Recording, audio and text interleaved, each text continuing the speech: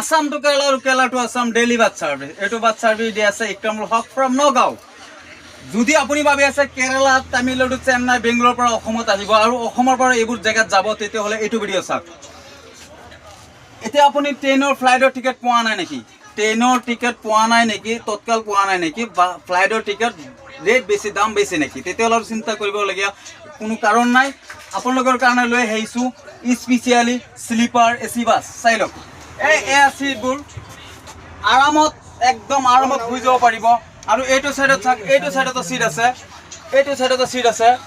দুতলা বাছ হয়, দুতলা বাছত তলতো চিট আছে, ওপৰতো চিট আছে। দুটা চিটৰ কণ্ডিশ্যন একে, শ্লিপাৰ বাছ হয়। আপুনি ক'ৰ পৰা ক'লৈকে যাব পাৰিব মই কৈ আছোঁ। অসমৰ নগাঁৱৰ পৰা ষ্টাৰ্ট হয়, গুৱাহাটী বাহেটা, চাৰিআলি, ৰঙিয়া, বৰপেটা, বঙাইগাঁও, কোকৰাঝাৰ, শ্ৰীৰামপুৰ বৰ্ডাৰ, এইবোৰ হৈ পেলাই ৱেষ্ট বেংগল, মইনাগুৰি, বীৰপাৰা, ধুপগুৰি, শিলিগুৰি, মালদা, ডালখোলা ৰুট, কিষাণগঞ্জ হৈ পেলাই বিহাৰত সোমাই পেলাই আকৌ আপোনাৰ উৰিষ্যা হৈ পেলাই বিজয়ৱাড়া, আন্ধ্ৰা হৈ পেলাই বেংগলোৰ সোমাব। বেংগলোৰৰ পৰা তামিলনাডু, তামিলৰ পৰা কেৰালা। আকৌ যদি এইবোৰ জেগাৰ পৰা আপুনি যদি উভতি আহিব বিচাৰে যে অসমত, তেতিয়াহ'লে আহিব পাৰিব।